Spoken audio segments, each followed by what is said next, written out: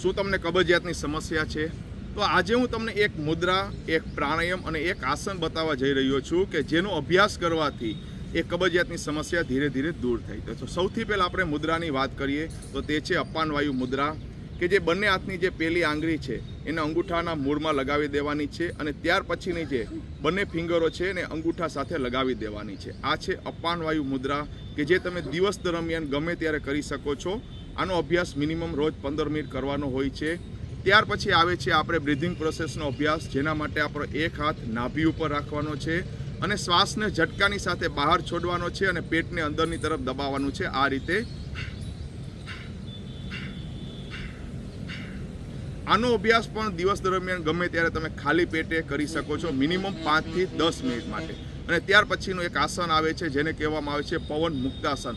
આનો અભ્યાસ રોજ સવારે ખાલી પેટે કરવાનો હોય છે.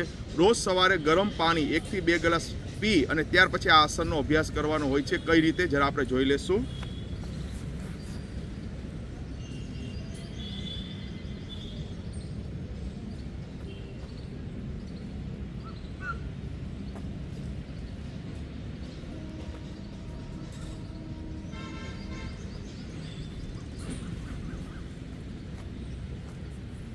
મિનિમમ આ પવન મુક્તાસનનો અભ્યાસ પણ 5 થી 10 મિનિટ સુધી કરવાનો હોય છે.